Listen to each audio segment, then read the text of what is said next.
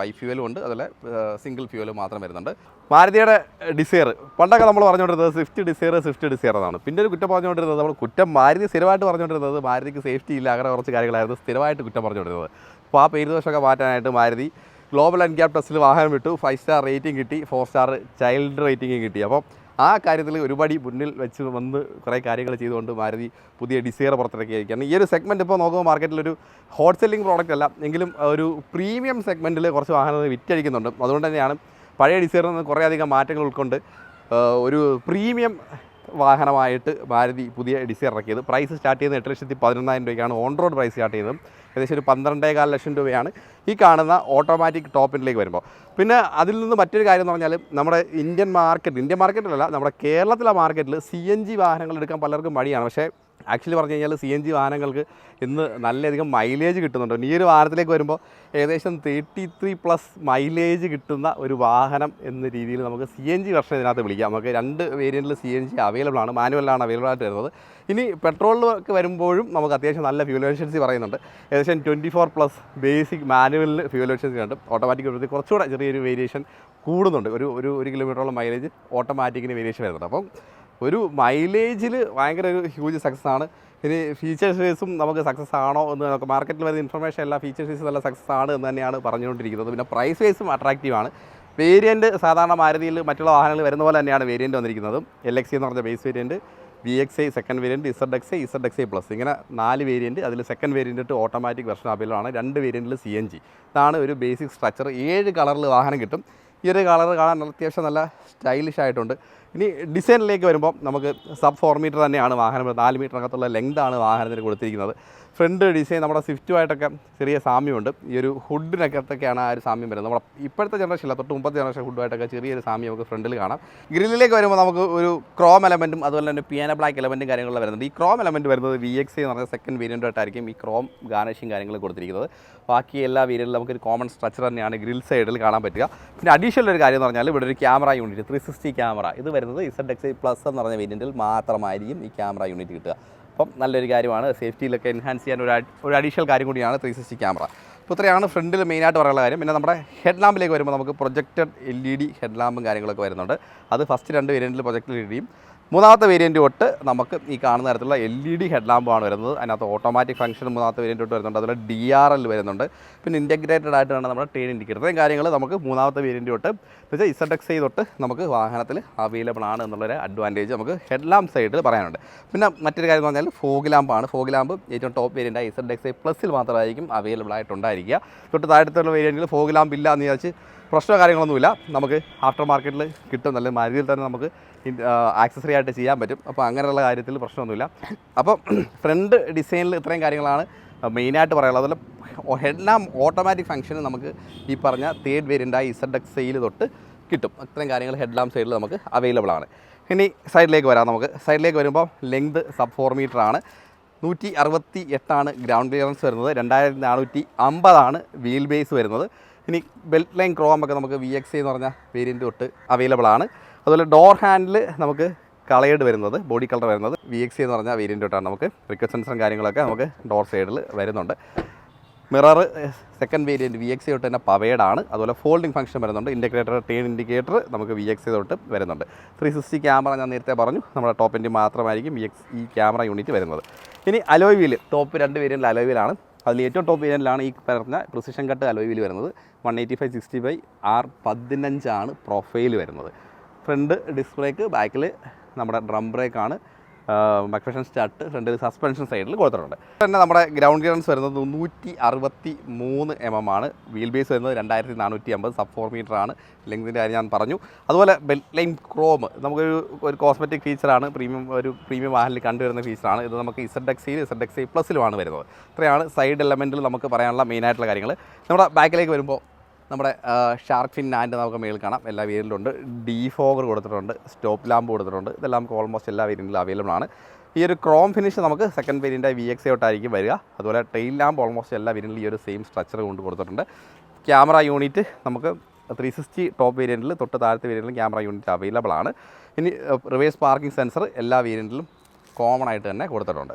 ഇത്രയാണ് വാഹനത്തിൻ്റെ ഒരു എക്സ്റ്റീരിയർ കാര്യങ്ങൾ നമുക്ക് പറയാനുള്ളത്. ഇനി നമുക്ക് ബൂട്ട് ഇനി ബൂട്ടിലേക്ക് വരുമ്പോൾ നമുക്ക് 382 ലിറ്ററാണ് ബൂട്ട് സ്പേസ് വരുന്നത്. സ്പെയർ വീൽ എന്ന് കാണിച്ചു തരാം. സ്പെയർ വീൽ നമുക്ക് 14 ഇഞ്ചാണ്. തൊട്ട് താഴെയുള്ള എല്ലാ വീലിനും നമുക്ക് 14 ഇഞ്ച് സൈസിനാണ് കോമൺ വീൽ വരുന്നത്. അപ്പോൾ അതുകൊണ്ട് പ്രശ്നക്കാരും വരുന്നത് ടോപ്പിൻ്റെ വരും മാത്രമാണ് സ്പെയർ വീലായിട്ട് യൂസ് ചെയ്യാൻ പറ്റുക. ബാക്കി എല്ലാ വേരിയൻറ്റിലും നമുക്ക് ഒരു വീലായിട്ട് അഡീഷണൽ വീലായിട്ട് തന്നെ നമുക്ക് കൺസിഡർ ചെയ്യാൻ പറ്റും.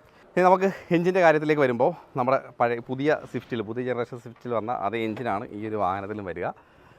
പ്രത്യേകിച്ച് അതിനകത്ത് മാറ്റമോ കാര്യങ്ങളൊന്നുമില്ല. 3 സിലിണ്ടർ എഞ്ചിനാണ്.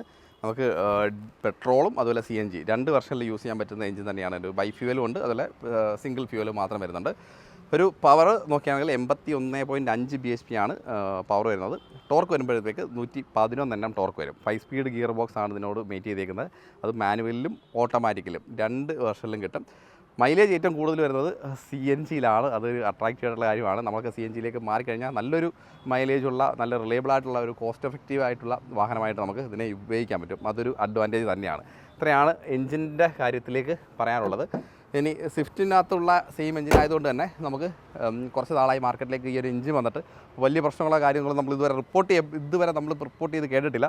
അപ്പോൾ ആ സൈഡിലൊക്കെ വളരെ സേഫ് ആയിട്ടുള്ള കാര്യം തന്നെയാണ്. ഇനി നമുക്ക് ഇൻറ്റീരിയറിലേക്ക് വരുമ്പോൾ അകത്തോട്ട് വരുമ്പോൾ നമുക്ക് ആദ്യം തന്നെ സേഫ്റ്റിയുടെ കാര്യം പറഞ്ഞു തുടങ്ങാം. 6 എയർ ബാഗ് എന്നുള്ള ഒരു കാര്യം നമുക്ക് ബേസ് വേരിയൻ്റ് തൊട്ട് തന്നെ മാരുതിയിൽ പുതിയതായിട്ട് വന്നിട്ടുണ്ട്. അതുപോലെ ESP, hill hold, ABS, CBD, traction control, പിന്നെ TPMS പോലുള്ള അഡീഷണൽ കാര്യങ്ങൾ വണ്ടിയിലേക്ക് ആഡ് ഓൺ ആയിട്ടുണ്ട്. അത് TPMS നമുക്ക് എല്ലാ വേരിയൻറ്റിലും കിട്ടില്ല. ടോപ്പ് 2 വേരിയൻറ്റിലായിരിക്കും ഈ TPMS പോലുള്ള കാര്യങ്ങൾ വരിക. ഇനി ഇൻറ്റീരിയറിലേക്ക് വരുമ്പോൾ ഒരു ഡ്യുവൽ ടോൺ ഇൻറ്റീരിയറാണ് നമുക്ക് ത്രൂ ഔട്ട് വന്നിരിക്കുന്നത്. ഡാഷിൽ കുറച്ചൊരു കോസ്മെറ്റിക് എലമെൻറ്റായിട്ട് ഒരു വുഡൻ ടെക്സ്ചറും കാര്യങ്ങളും കൊടുത്തിട്ടുണ്ട്. അതായത് അലുമിനിയം ഫിനിഷ് ഈ ഒരു ഭാഗത്ത് കൊടുത്തിട്ടുണ്ട്. കുറച്ച് ഗാർണിഷ് എന്നുള്ള രീതിയിൽ ഒരു പിയാനോ ബ്ലാക്ക് ഫിനിഷ് പല സൈഡിലും കൊടുത്തിട്ടുണ്ട്. അതുപോലെ ക്രോം ആക്സസറീസ് പല സൈഡിൽ നമുക്ക് കാണാൻ പറ്റും. ഇനി ഡോറിലേക്ക് വരുമ്പോൾ നമുക്ക് മൊത്തത്തിലുള്ള ആ ഒരു ബീജ് ഗ്രേ അലുമിനിയം ഫിനിഷ് ഈ ഒരു കോമ്പിനേഷൻ നമുക്ക് ത്രൂ ഔട്ട് കാണാൻ പറ്റുന്നത്. അതുപോലെ ഈ ഒരു ഭാഗത്തായിട്ട് നമുക്കൊരു ഫാബ്രിക് ഫിനിഷ് കൊടുത്തിട്ടുണ്ട്. സോഫ്റ്റ് ഫാബ്രിക്കാണ് ഇവിടെ കൊടുത്തിരിക്കുന്നത്. ഇനി കൺട്രോൾസിലേക്ക് വരുമ്പോഴത്തേക്ക് നമുക്ക് എല്ലാ വേരിയൻറ്റിലും നമുക്ക് front and back power windows വരുന്നുണ്ട്. സിംഗിൾ ടച്ച് അപ്പ് ഡൗൺ നമുക്ക് ഡ്രൈവർ സൈഡിൽ അവൈലബിൾ ആണ്. Power window lock, door lock, unlock, mirror controls. ഇത്രയാണ്. മിറർ കൺട്രോൾസ് VXA തൊട്ട് തന്നെ നമുക്ക് സ്റ്റാർട്ട് ചെയ്യുന്നുണ്ട്. താഴേക്ക് വരുമ്പോൾ നമുക്ക് ബോട്ടിൽ സ്പേസും ഫയൽ സ്പേസും എല്ലാം കാണാം. സ്പീക്കർ വരുന്നത് സെക്കൻഡ് വേരിയൻ്റ് തൊട്ടാണ്. നമുക്ക് 4 സ്പീക്കറും 2 ട്യൂട്ടറുമാണ് കോമൺലി വരിക. ഇനി നമ്മുടെ സ്റ്റിയറിംഗിലേക്ക് വരുമ്പോൾ നമ്മുടെ സ്റ്റിയറിംഗ് വീൽ ഒരു ഡീ കട്ട് സ്റ്റൈലുള്ള സ്റ്റിയറിംഗ് വീലാണ്. ലെതർ റാപ്പും കാര്യങ്ങളും നമുക്ക് ടോപ്പ് ആൻഡ് വേരിയൻറ്റിലായിരിക്കും വരിക. ബാക്കി വേരിയൻറ്റിൽ നിന്ന് ഈ പറഞ്ഞ ഇത്രയും ഫംഗ്ഷൻസും കാര്യങ്ങളും അവൈലബിൾ ആയിരിക്കില്ല. ക്രൂയിസ് കൺട്രോൾ നമുക്ക് ടോപ്പ് ആൻഡ് വേരിയൻറ്റിൽ മാത്രമായിരിക്കും കിട്ടുക. ഈ ബാക്കി കൺട്രോൾസൊക്കെ നമുക്ക് VXA തൊട്ട് അവൈലബിൾ ആയിരിക്കും. അതിൻ്റെ റീസൺ എന്ന് പറഞ്ഞു കഴിഞ്ഞാൽ നമുക്ക് ഇൻഫോർടൈൻമെൻറ്റ് സിസ്റ്റം VXA മുതൽ അവൈലബിൾ ആണ്. 7 ഇഞ്ചാണ് VXAയിൽ വരുന്നത്. അതുപോലെ ടോപ്പ് എൻഡിലേക്ക് വരുമ്പോൾ ഈ കാണുന്ന തരത്തിലുള്ള 9 ഇഞ്ച് ഇൻഫോർടൈൻമെൻറ്റ് സിസ്റ്റം വരും. ആൻഡ്രോയിഡ് ഓട്ടോ, ആപ്പിൾ കാർപ്ലേ തുടങ്ങിയ കണക്ടിവിറ്റി ഫീച്ചേഴ്സ് നമുക്ക് ഇൻഫോർടൈൻമെൻറ്റ് സിസ്റ്റത്തിൽ വരുന്നുണ്ട്.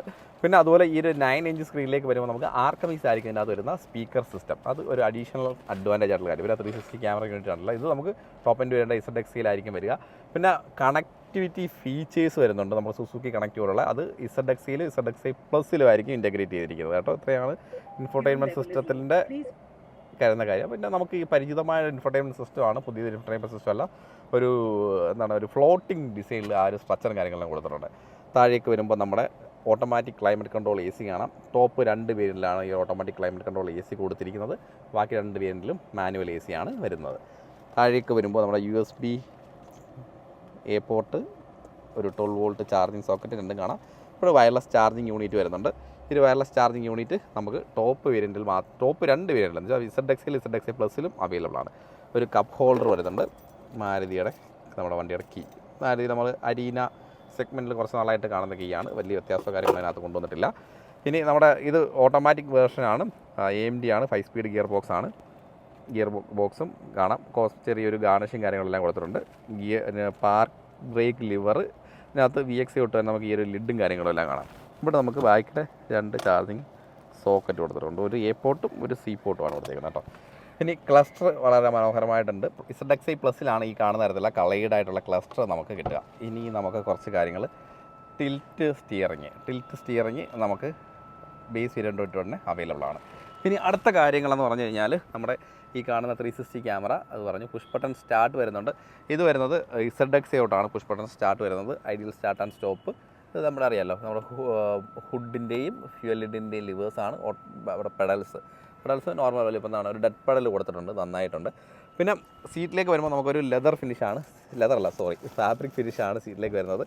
നമുക്ക് പഴയ ഡിസൈനിലൊക്കെ വരുന്ന പോലെ തന്നെ ഒരു ബീജ് കളർ സീറ്റിൻ്റെ ഭാഗത്തേക്ക് കൊണ്ടുവന്നിട്ടുണ്ട്. നല്ലതാണ്, നല്ലൊരു കളറാണ്. എനിക്ക് ഏറ്റവും ഫേവറേറ്റഡ് ആയിട്ടുള്ളൊരു കാര്യം എന്ന് പറഞ്ഞാൽ സീറ്റ് ഫാബ്രിക്കാണ്. കുറച്ചൊരു ഈ ഒരു ദൂര യാത്രയ്ക്കൊക്കെ ഏറ്റവും കംഫർട്ടബിൾ ആയിട്ടുള്ള കാര്യം. പ്രത്യേകിച്ച് വെൻറ്റിലേറ്റഡ് സീറ്റ് അല്ലെങ്കിൽ ഫാബ്രിക് ആയിരിക്കും ഏറ്റവും ബെസ്റ്റ് ആയിട്ടുള്ള കാര്യം. പിന്നെ അതുപോലെ സീറ്റിന് ഹൈറ്റ് അഡ്ജസ്റ്റ്മെൻറ്റ് VXA തൊട്ട് തന്നെ കൊടുത്തിട്ടുണ്ട്. ഹെഡ് റെസ്റ്റ് നമുക്ക് ബേസ് വേരിയൻ്റ് തൊട്ട് തന്നെ ഫ്രണ്ടിലെ ഹെഡ് റെസ്റ്റ് അഡ്ജസ്റ്റബിൾ ആയിട്ടാണ് കൊടുത്തിരിക്കുന്നത്. ഇത്രയാണ് ഫ്രണ്ടിൽ മെയിനായിട്ട് പറയാനുള്ള കാര്യങ്ങൾ. പിന്നെ അതുപോലെ ഡോർ ഹാൻഡിൽ ഒരു ക്രോം, നമുക്ക് VXA തൊട്ട് തന്നെ ഒരു ക്രോം ഫിനിഷാണ് വരുന്നത്. സൺറൂഫ് നമുക്ക് ടോപ്പ് വേരിയൻ്റായ ZXi പ്ലസിലാണ് വരിക. അത്രയാണ് ഫ്രണ്ടിലെ ബേസിക് ആയിട്ടുള്ള കുറച്ച് കാര്യങ്ങൾ. ഗ്ലവ് ബോക്സ് അത്യാവശ്യം നല്ല ഹാർഡായിട്ടുള്ള ഗ്ലവ് ബോക്സാണ്. അപ്പോൾ അതർ സൈഡ് പ്രത്യേകിച്ചും എടുത്ത് പറയേണ്ട കാര്യങ്ങളൊന്നുമില്ല. പിന്നെ ഡാഷ്ബോർഡിൻ്റെ പാറ്റേൺ കണ്ടല്ലോ, അത്യാവശ്യം നല്ലൊരു പ്രീമിയം ഫിറ്റ് ആൻഡ് ഫിനിഷ് നമുക്ക് ഡാഷ്ബോർഡിൽ ത്രൂ ഔട്ട് കൊണ്ടുവന്നിട്ടുണ്ട്. ഇനി നമ്മുടെ സെക്കൻഡ് റോയിലേക്ക് വരുമ്പോൾ ഇതാണ് സെക്കൻഡ് റോ സ്പേഷ്യസ് ആണ്. 2450 വീൽ ബേസ്, അതുകൊണ്ട് വലിയ പ്രശ്നം കാര്യങ്ങളൊന്നും അകത്ത് നമുക്ക് ഫീൽ ചെയ്യേണ്ട കാര്യമില്ല. കംഫർട്ടബിൾ ആയിട്ടിരിക്കാൻ പറ്റുന്നൊരു പൊസിഷനുണ്ട്. AC വെൻറ്റ് കൊടുത്തിട്ടുണ്ട്. VXA തൊട്ട് AC വെൻറ്റ് അവൈലബിൾ ആണ്. അതുപോലെ ചാർജിങ് സോക്കറ്റ് ഫ്രണ്ട് വെച്ച് പറഞ്ഞത് VXA തൊട്ട് തന്നെ അവൈലബിൾ ആണ്. ലോക്ക് ചെയ്യാൻ പറ്റും വെൻറ്റ്. പിന്നെ അഡീഷണലായിട്ട് പറയാനുള്ള കാര്യം എന്ന് പറഞ്ഞാൽ ആംറസ്റ്റ് വരുന്നുണ്ട്. എല്ലാ വേരിയൻറ്റിലും ഇല്ല. VXA തൊട്ടാണ് ആംറസ്റ്റ് വരുന്നത്. LXA ഇല്ല, അത് മാത്രമേ ഉള്ളൂ. ഹെഡ് റെസ്റ്റ് അഡ്ജസ്റ്റബിൾ ആയിട്ട് വരുന്നത് ബാക്കിലെ VXA തൊട്ടായിരിക്കും. ഇത്രയാണ് ബാക്കിൽ എടുത്ത് പറയാനുള്ള കാര്യം. കംഫർട്ടബിൾ സിറ്റിംഗ് തന്നെയാണ്. പിന്നെ സേഫ്റ്റി സൈഡിൽ 3 പോയിൻറ്റ് സീറ്റ് ബെൽറ്റ് അങ്ങനെയുള്ള കാര്യങ്ങൾ നമുക്ക് അഡീഷണൽ വണ്ടിയിൽ വന്നു. അത് ഞാൻ നേരത്തെ പറഞ്ഞ കാര്യമാണ്. അപ്പോൾ ഇത്രയാണ് നമ്മുടെ സ്വിഫ്റ്റ് അല്ല ഡിസയറിൻ്റെ വിശേഷങ്ങൾ. പ്രൈസ് തുടക്കത്തിൽ പറഞ്ഞു 8,11,000 തൊട്ട് 12,15 ലക്ഷം രൂപയാണ് പ്രൈസ്. അതുപോലെ CNGയുടെ പ്രൈസ് വരുന്നത്, CNG 2 വേരിയൻ്റാണ്, VXi ZXi. അതിൻ്റെ പ്രൈസ് ഒരു 10 to 11 ലക്ഷം രൂപയിലാണ് വരുന്നത്. മാനുവൽ വെർഷൻ മാത്രമേ അത് കിട്ടുള്ളൂ എന്നുള്ളൊരു ചെറിയൊരു ഡ്രോബാക്കേ ഉള്ളൂ. ഡ്രോബാക്ക് അല്ല, ഇപ്പം കമ്പനി അങ്ങനെ ഇറക്കിയേക്കുന്നത് അത്രേ ഉള്ളൂ. ഇത്രയാണ് മാരുതി ഡിസയറിൻ്റെ വിശേഷങ്ങൾ. കൂടുതൽ നമുക്കൊരു വരുന്ന വഴിയെ ഡ്രൈവ് വിശേഷങ്ങൾ കാര്യങ്ങൾ ചെയ്യാം. അപ്പോൾ വേരിയൻ്റ് വൈസുള്ള എല്ലാ ഡീറ്റെയിൽസ് നമ്മൾ പറഞ്ഞു എന്ന് വിശ്വസിക്കുന്നു. അപ്പോൾ എന്തെങ്കിലും സംശയം ഉണ്ടെങ്കിൽ തീർച്ചയായിട്ടും കമൻറ്റ് ചെയ്യാം. കമൻറ്റിൽ നമ്മൾ തീർച്ചയായിട്ടും മറുപടി പറയാൻ ശ്രമിക്കുന്നതായിരിക്കും. അപ്പോൾ ഇത്രയേ ഉള്ളൂ. അടുത്ത വീഡിയോ ആയിട്ട് വീണ്ടും കാണാം. Okay, by.